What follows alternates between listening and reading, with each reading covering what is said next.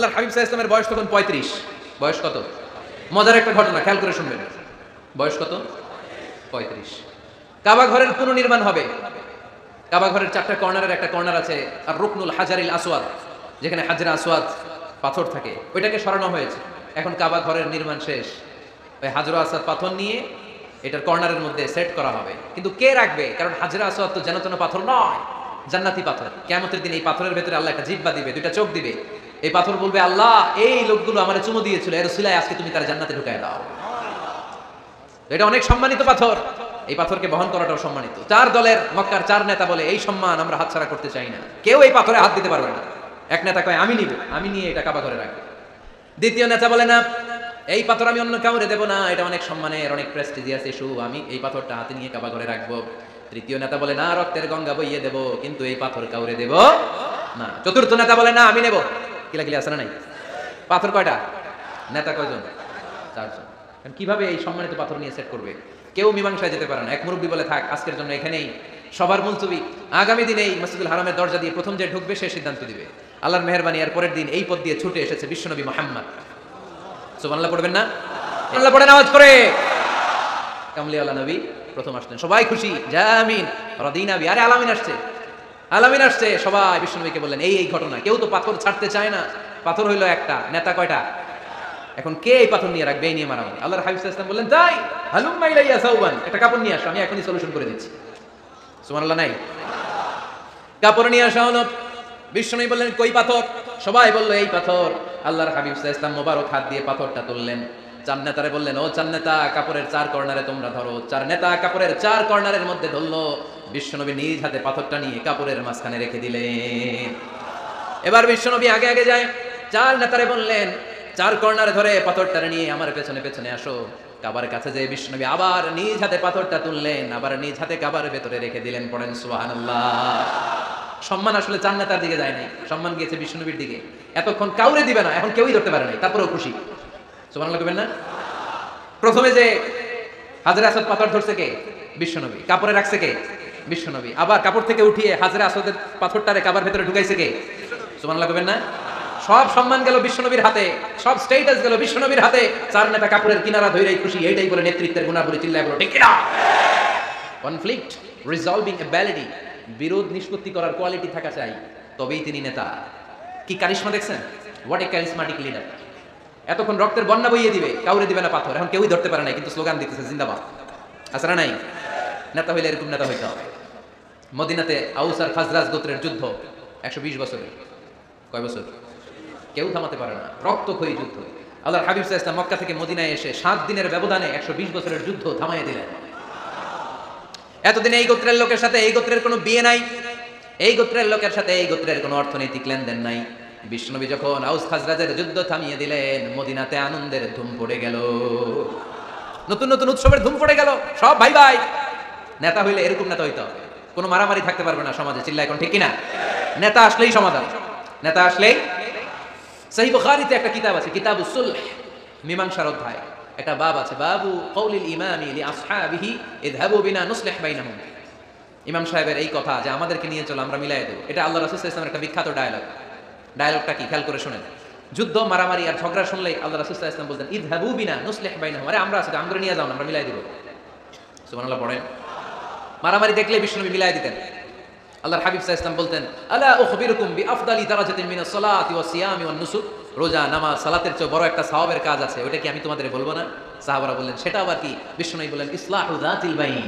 দুইজন ঝগড়া করতেছে, তুমি ঝগড়া না লাগায় দিয়া মিলাই দিবা, এর চেয়ে ভালো কাজ হয় না। যেরকম ঠিক কিনা? সবচেয়ে শ্রেষ্ঠ কাজ।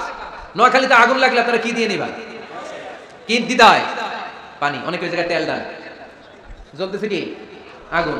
আগুন নিবানোর জন্য ঢালবেন কি? অনেকে ঢালে কি? তেল। আহা না, আপনি থামাই দিবেন, মিলাই দিবেন। আপনার জন্য ভালো জিনিস মিলাই দিবে কে? 7 নাম্বার, ফারসাইটেডনেস, দূরদৃষ্টিতা, ভিশনারি অ্যাটিটিউড, ফিউচারিস্টিক। নেতা অনেক দূর দেখতে পায়, তিনি দূরদর্শী। কর্মী যত দূর দেখে, নেতাও যদি তত দূর দেখে, দেশ চলবে? কথা বলেন। কর্মী যদি দেখে 500 মিটার, নেতার দেখতে হবে কয় মিটার? 1000 মিটার। কর্মী যদি দেখতে পায় 1000 মিটার, নেতার দেখতে হবে কয় হাজার মিটার? 2000 মিটার। কারণ নেতা হবে ফিউচারিস্টিক, ভিশনারি, স্বপ্নবাজ, স্বপ্নচারী নেতাকে স্বপ্ন দেখতে হয়, ওই স্বপ্ন জাতিকে দেখাতে হয়। চিল্লায় বলেন ঠিক কিনা? মানুষ তার স্বপ্নের সমান বড়। আপনি কত বড় আপনার স্বপ্ন শুনলে বোঝা যাবে। স্বপ্ন সেটা না যেটা মানুষ ঘুমিয়ে ঘুমিয়ে দেখে, স্বপ্ন সেটা যেটা অর্জনের আকাঙ্ক্ষা মানুষকে ঘুমাতে দেয় না। আল্লাহর হাবিব সাল্লাল্লাহু আলাইহি ওয়াসাল্লাম স্বপ্ন দেখিয়েছেন সাহাবাদেরকে, বিশ্ববিজয়ের স্বপ্ন, ইসলামকে বিজয়ী শক্তি হিসেবে দেখার স্বপ্ন। চিল্লায় বলেন ঠিক কিনা?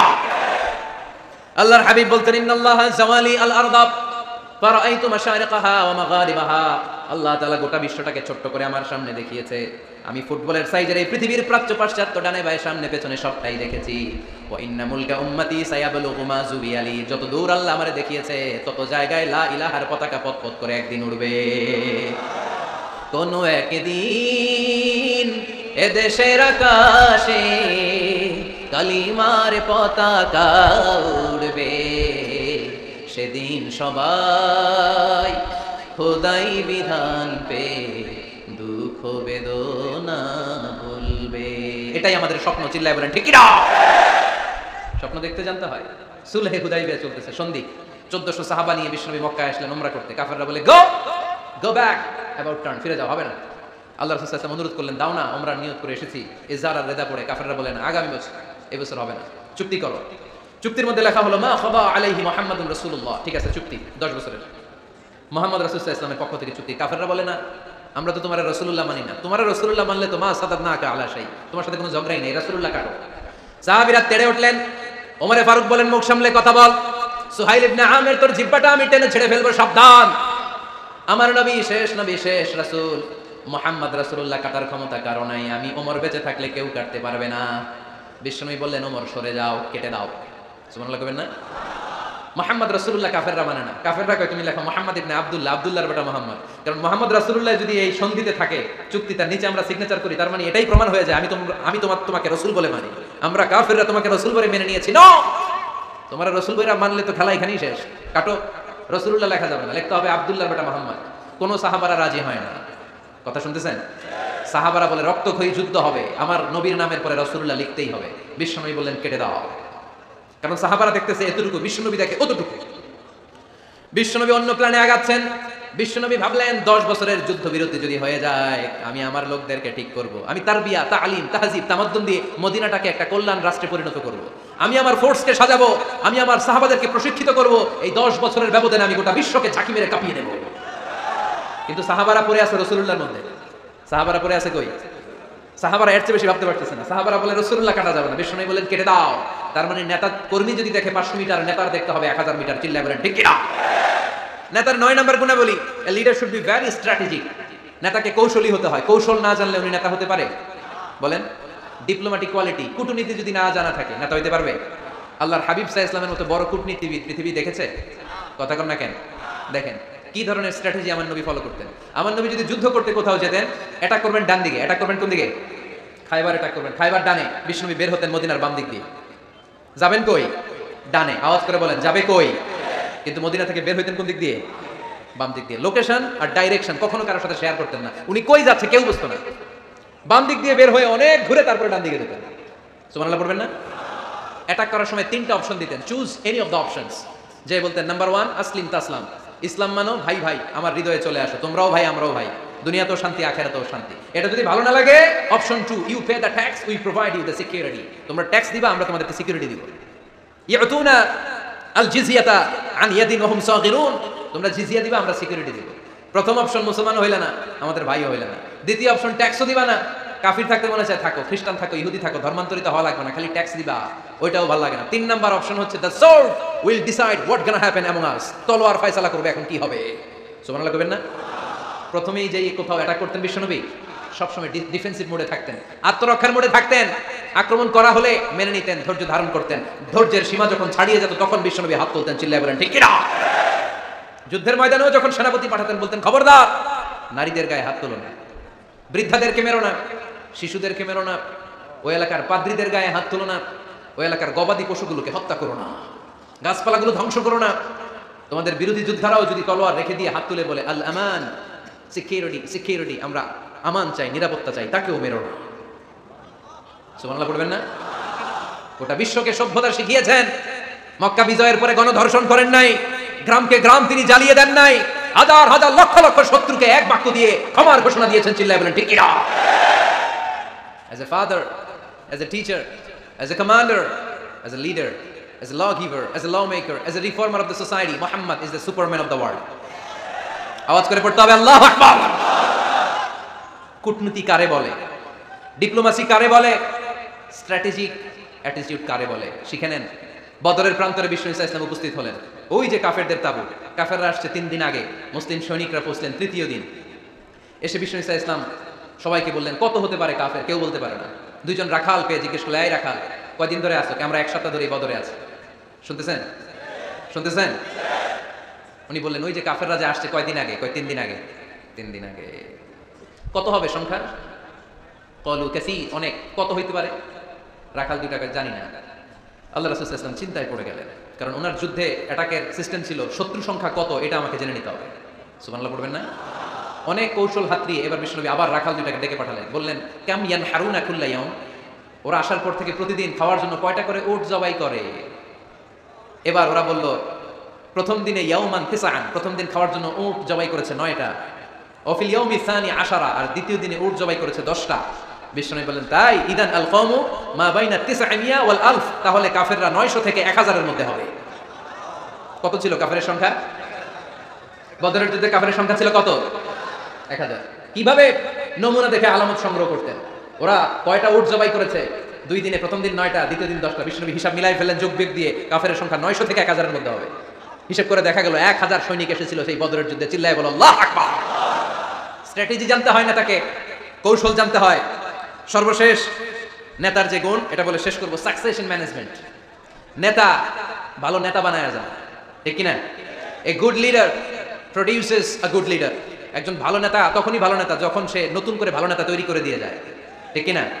সে যদি নতুন নেতৃত্ব তৈরি করে দিয়ে না যায়, সমাজ চলবে? চলবে? এটাকে বলে দি সাকসেশন ম্যানেজমেন্ট। আল্লাহ রাসূল সাল্লাল্লাহু আলাইহি ওয়াসাল্লাম ভালো সাকসেসর রেখে গিয়েছিলেন, এমন কিছু যোগ্য নেতৃত্ব তৈরি করে গিয়েছিলেন। উনার পরে টানা 30 বছর নেতৃত্ব নিয়ে মুসলিম উম্মাহকে 1 সেকেন্ডও ভাবা লাগে না। চিল্লায় বড় মুসলমান ঠিক কিনা? ভালো নেতা ভালো নেতা বানায়। নেতা খালি নেতৃত্ব দেয়, উনি কোনো নেতা বানায় নাই। এটা কি নেতা? কথা বলেন। এবার উত্তর দেন। আমার নবী ইন্তেকালের আগেই যোগ্য নেতৃত্ব তৈরি করে রেখে গিয়েছিলেন কি জান নাই? কাকে রেখে গেছেন? আবু বকর।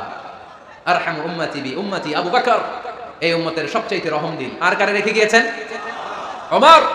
আশাদ্দুহুম ফি আমরিল্লাহি ওমর, আল্লাহর জমিনে আল্লাহর দ্বীন বাস্তবায়নে সবচেয়ে কঠোর ছিল ওমর। ওনার ক্যারেক্টারিস্টিক কেমন ছিল? কথার আগে হাত চলতো, জোরে কোন ঠিক কিনা? আল্লাহর হাবিব সাল্লাল্লাহু আলাইহি ওয়াসাল্লাম বলতেন লা নাবিয়্যা বা'দি ওয়ালা রাসূলা, আমার পরে নবীও নাই রাসূলও নাই, তবে লাউ কানা বা'দি লাকানা ওমর, আমার পরে যদি নবী হওয়ার যোগ্যতা কারো থাকে আমার ওমরের সেই যোগ্যতা আছে।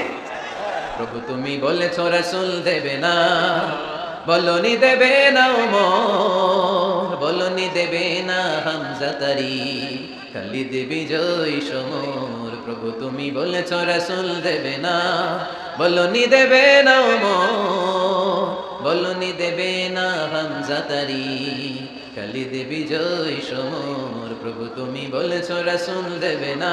সুবহানাল্লাহ পড়েন। এই উঠতেছেন কারা? হ্যাঁ উঠলেন কেন? এই 2 ঘন্টা ওয়াজ শোনার পরে শেষ বেলায় আপনারা উঠে যাবেন না? বিশৃঙ্খলা আমি দেখতে চাই না। একটা লোক প্যান্ডেলে আওয়াজও করবে না, উঠতেও পারবে না। আমার নবী নিজেও ছিলেন শ্রেষ্ঠ নেতা, রেখেও গিয়েছেন শ্রেষ্ঠ নেতা। চিল্লায় বলেন ঠিক কিনা? সাইয়েদনা আবু বকর, সাইয়েদনা ওমর ফারুক, উসমান যুন্নুরাইন, আলী রাদিয়াল্লাহু তাআলা আনহু যোগ্য নেতৃত্ব হাতে কলমে প্রশিক্ষিত করে ওনাদেরকে রেখে গিয়েছেন। তাই মুসলিম উম্মার নেতৃত্বের সংকটে পড়া লাগে না। এরকম ঠিক কিনা?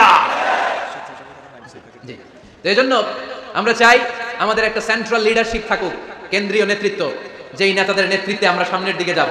যে 10টা পয়েন্টস আমরা শুনলাম, আমাদের সব নেতাদের এই গুণগুলো থাকার দরকার আছে না নাই? এই গুণগুলো আমলে নিয়ে মুসলিম উম্মার এই নেতৃত্বের সংকট যেন আমরা কাটিয়ে তুলতে পারি। আল্লাহ তুমি তৌফিক দান করো, আমরা পড়ি আমিন। এখানে বিশাল একটা প্রতিষ্ঠান আছে, এই বিশাল প্রোগ্রাম থেকে শুরু করে অনেক খরচ ওনাদের হয়েছে। স্বেচ্ছাসেবক ভাইয়েরা তাদের সময় মাত্র 2 মিনিট, এই 2 মিনিটে প্যাকেট নিয়ে আপনাদের সামনে যাবে। যার যতটুকু সুযোগ হয়, আমরা কেউ বাদ যাব না। এই প্রোগ্রামের জন্য এবং এই বিশাল মাদ্রাসার জন্য আমরা মুক্ত হস্তে দান করে যাব। এই উঠতেছেন কেন? উঠলেন কারা কারা? এদিকে তাকান, যারা উঠছেন এদিকে তাকান, দেখি তাকান তাকান। আমরা দোয়া ছাড়া কেউ যাব না। যাবেন? ভদ্র, নোয়াখালীর ছেলেরা অনেক ভদ্র। বসেন। সুন্দর সুন্দর ঘোষণা আছে কয়েকটা, সুন্দর সুন্দর ঘোষণা। এতক্ষণ তো প্লে কার্ড দেখাইছো, উই লাভ আজহারি, এখন উঠলে হবে? কতটুকু লাভ করো আজহারিরা দেখবো, বসো, একটা উঠতে পারবে না। আমার ভাই রফিকুল্লাহ আফসারি ভাইয়ের অসাধারণ কিছু বই আছে, অনেকে খুঁজে কোত্থেকে পাবে, আজকে এখানে আছে, যাদের দরকার আপনারা নিয়ে যাবেন। আমি নিজেও ওনার একজন ভক্ত, ওনার লেখার ভক্ত, আমি নিজেও ওনার লেখার পাঠক, অসাধারণ লিখেন। কি যেন একটা দেখলাম, নানা আলেম নানা মতে, আমি যাব কোন পথে, আলেমরা নানান মতে, পাবলিক যাবে কোন পথে। তো সুন্দর সুন্দর বই আছে, এগুলো আপনারা নিয়ে যাবেন। স্টেজে উপস্থিত আছেন নোয়াখালী জেলার এডিশনাল এসপি, কই উনি? আপনি? মাশাআল্লাহ মাশাআল্লাহ, কাজী মোহাম্মদ আব্দুর রহিম ভাই না?